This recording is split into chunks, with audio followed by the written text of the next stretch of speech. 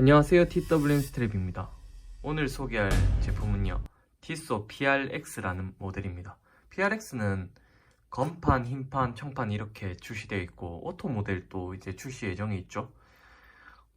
최근에 핫한 모델이라서 궁금했는데 지인분 시계 보고 저도 한 유튜브를 한번 촬영해보면 좋겠다 싶어서 제가 직접 촬영을 위해서 구입을 해봤습니다. 기존에 지인분 시계를 실제 살펴보고 착용할 기회가 있어서 어떤 시계인지 어떤 건지는 알고 구입했어요. 그래서 그것의 장단점을 한번 설명해 볼까 합니다. 일단 리뷰에 앞서서 티소에 대해 간단하게 말씀드리고 리뷰를 시작하는 게 좋을 것 같아요. 일단 티소는 역사를 한번 살펴볼 필요가 있다고 생각하거든요. 지금은 대중화된 브랜드고 다들 아시겠지만 입문형 스위스 시계라고 이렇게 알려진 게 조금 크죠. 그렇지만 정확히 살펴보면은 이렇게 티소가 항상 강조하는 게 있죠. 1853, 1853년. 이게 뭔지 의미하는 바를 아는 분들은 있고 또 모르는 분들도 있을 거예요. 이게 바로 티소의 출생일이라고 해야 될까요? 찰스 펠리시앙이랑 찰스 에밀 앞뒤로 전부 티소라는 이름이 있고요. 스위스 르로콜 출신의 워치메이커인 아버지와 장사를 잘한 아들이 같이 창업한 브랜드예요. 부자 브랜드라고 할 수 있죠. 그러다가 1915년도에 들어서는 시계 제조를 이제 자동화를 시작하고 거기서 큰 성공을 거두게 되었습니다. 그때 당시 기준은 세계 최대 생산량을 보여줬던 브랜드라고 하네요. 이 초기의 티소는 좀 고가품이었어요. 우측 상단에 보는 것처럼 복잡한 기능의 크로노그래프 시계도 비롯해서 좀 고급 시계를 만들던 회사였거든요. 그러다가 이제 스와치 그룹에 소속되면서 현재는 스와치 그룹의 막내 역할을 어느 정도 하게 되었습니다. 해밀턴 티소가 그렇죠.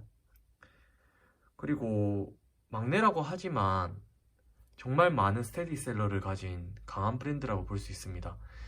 PRX 외에도 PRC200이라고 좌측 사진에 보시는 것처럼 국민 시계였던 게 있죠. 저도 저 시계를 시계 입문 당시에 사용했었습니다. 정말 예쁜 시계죠. 저거랑 또 제가 또 썼던 르로끌, 그 외에도 T터치나 C터치 등등 종류가 많아요.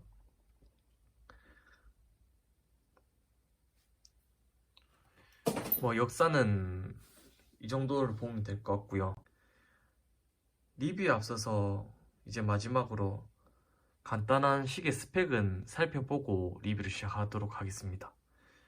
일단 PRC200 이거는 남자 거고요. 남성용 모델이고 스위스 쿼츠 무브를 사용하고 있습니다. 별다를 게 없어요. 쿼츠라서 기본인데 오차 같은 거 생각하실 필요가 없고 주기적으로 2, 3년에 건전지 한번 교체해주면 되는 그런 무브라고 볼 수 있습니다.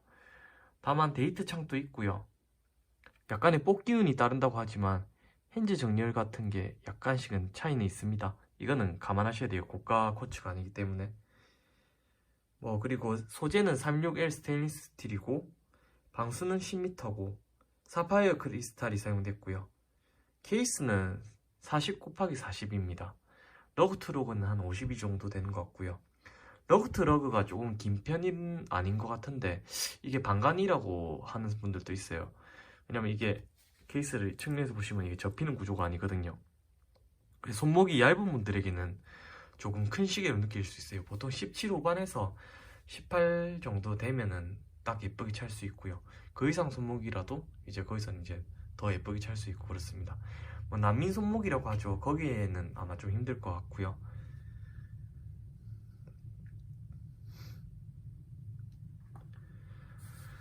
스펙 관련된 건 설명을 해드렸고 또 좌측에 떠 있는 거 한번 참고해 보시면 될 것 같고요.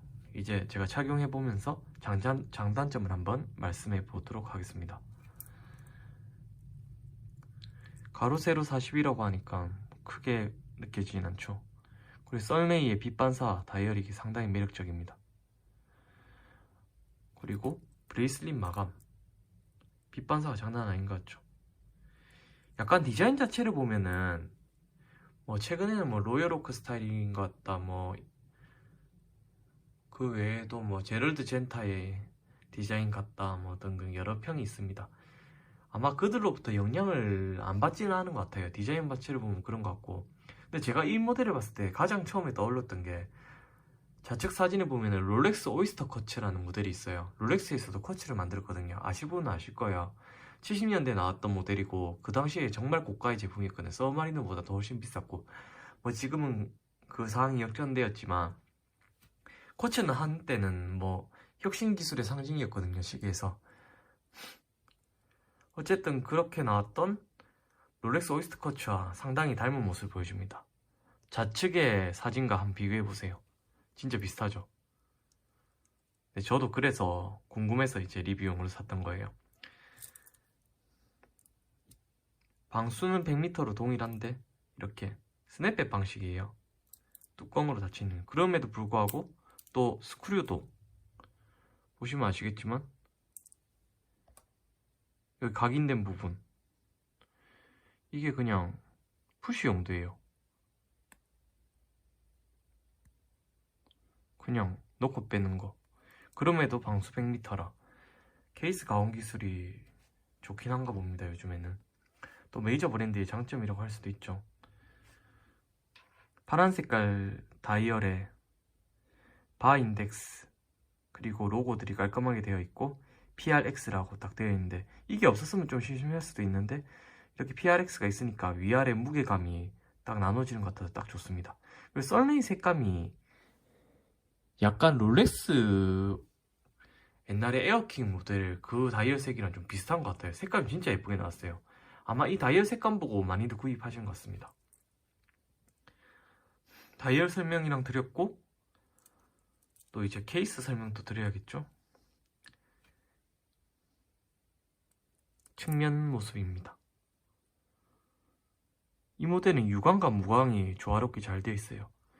케이스 백은 무광이고 측면도 무광, 전면도 무광. 다이얼 테두리, 즉 베젤은 유광이고요. 그리고 브레이슬릿도 무광이에요. 그런데도 불구하고 빛 반사가 장난 아닌 것 같아요. 보세요. 지금이 저녁 시간이잖아요. 늦은 시간인데도 조명을 켰을 뿐인데 그냥 형광등 하나인데 빛 반사가 이렇게 예쁘게 잘 됩니다. 이런 빛 반사를 보여주는 시계가 이 가격대에 있나 싶어요. 다이얼 인덱스랑 보면은 진짜 화려하죠. 제 손목에 한 번 더 착용하고 보여드릴게요. 지금 줄은 손목 18에 맞게 줄인 상태입니다. 저는 3코 딱 줄였어요. 가운데 딱 오네요.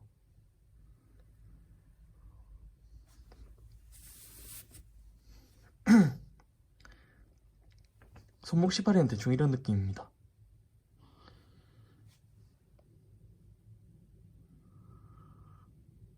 빛 반사.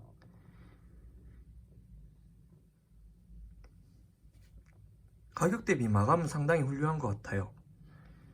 거치다 보니까 무브에서 주어지는 감성 같은 거는 찾아볼 수 없지만 케이스 마감이라든지 또 시계 자체가 주는 디자인적 만족감은 상당히 높은 시계 같아요.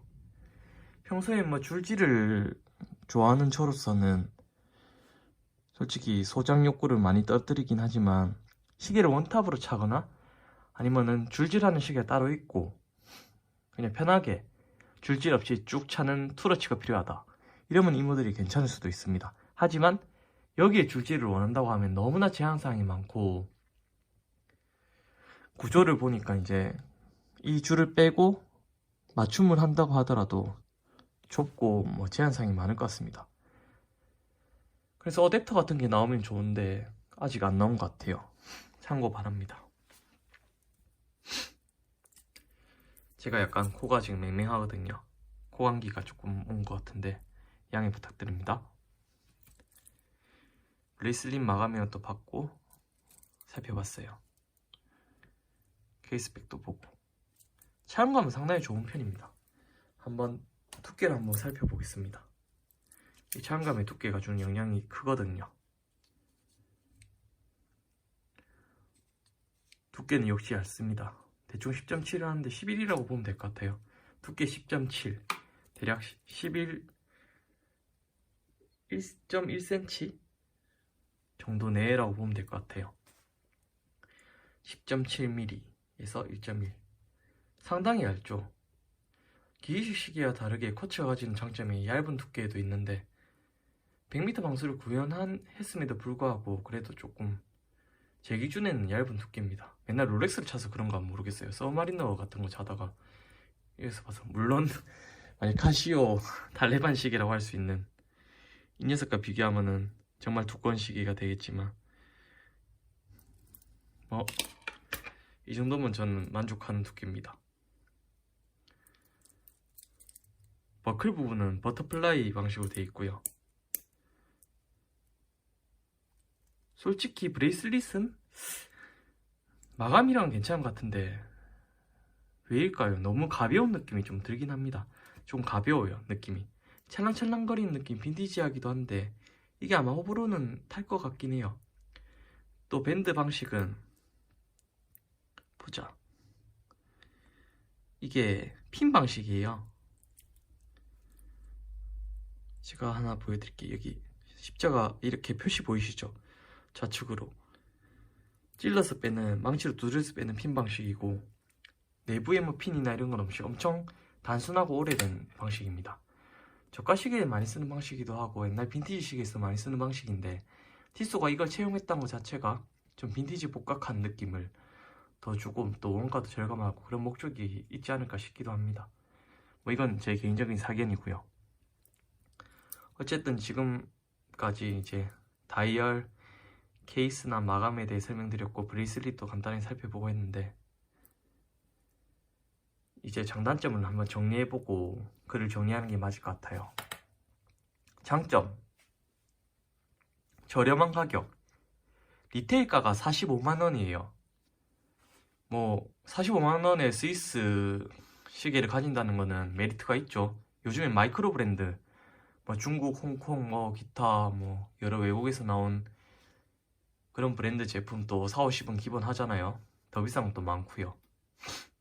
그거 보면은 가격이 충분히 메리트 있고요. 그 가격대를 생각하면은 마감이 상당히 우수한 편입니다. 다만 그 이상과 비교할 수준은 아니에요. 왜냐면은 분명히 이 케이스 전면이랑은 괜찮은데 측면의 일부나 이 부분에서 약간 아쉬운 부분이 있거든요. 케이스 자체는 마감이 괜찮아요. 그래도 측면 이렇게 각진 부분, 엣지 부분도 이렇게 한 번씩 더 마감이 못따기가 들어가 있어요. 그래서 날카롭지 않고 괜찮은데 후면 또 좀 부드럽게 돼 있고요. 엣지 부분이 가공이 조금 돼 있어요. 버거 같은 게 없거든요. 근데 브레이슬릿은 거칠어요, 생각보다. 보여드릴게요. 이 손톱 있잖아요. 여기를 이렇게 긁을 수가 있어요. 조금 날카로운 편이라고 보면 돼요. 케이스 마감과 브레이슬릿 마감이 차이가 있는 거는 뭐 원가 가공에서의 조금 원가 절감이라고 해야 되나, 그건 모르겠지만 컨셉인지는 모르겠지만 조금 아쉬운 부분은 됩니다.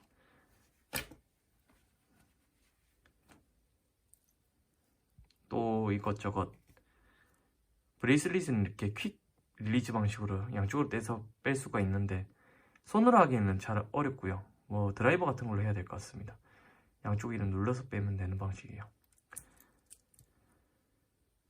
뭐 러그 구조를 보시면 아시겠지만 줄질이 불가능한 시계입니다. 뭐 어댑터가 따로 나온 게 아니면요. 그렇지만 이렇게 잘생긴 다이얼과 또 좋은 비율의 케이스 브레이슬릿 구조, 그리고 제럴드 젠타 디자인의 느낌을 50만원 이하에 즐길 수 있다는 게 큰 장점이기도 하죠.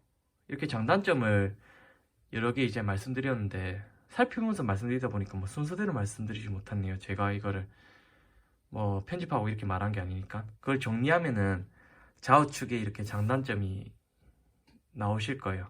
이걸 한번 살펴보세요. 보시고 10초 뒤에 마무리 멘트 하겠습니다.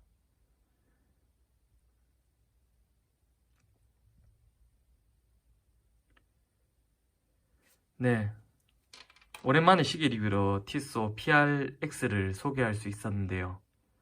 뭐 제 돈 주고 제가 산 거지만 이렇게 장단점이 있는 시계입니다. 개인적으로 이제 다 정리해서 말씀드리면 50만 원 이하의 스위스 시계를 찾으시고 또 손이 갈 필요가 없는 것, 또 유지 보수에서의 비용적 측면도 부담하지 않고 빈티지한 느낌을 즐기고 싶다, 그런 분들에게 추천드릴 수 있어요. 하지만 약간 자기의 개성을 바꿔줄 수 있는 줄지를 즐기시거나 아니면 같은 시계가 뭐 질릴 때 좀 다른 느낌을 내고 싶다, 이런 분들에게는 추천드리기 어렵습니다. 왜냐면 줄질이 안 되니까요. 시계의 옷은 줄이잖아요. 근데 그 옷을 갈아입지 못한다고 보면 됩니다. 뭐 정장 같은 거를 그냥 피부에 이식했다는 그런 느낌이 들기도 하네요. 개인적으로는 그 부분이 아쉽지만 향후에 뭐 사제 어댑터나 이런 게 나온다면은 뭐 해결될 수 있는 부분이기도 하고, 그렇지만 현재는 딱히 대안이 없기 때문에 아쉬운 점으로 남겨두겠습니다. 이상입니다. 구독해주셔서 고맙습니다. 이상 TWM 스테이비였습니다. 고맙습니다.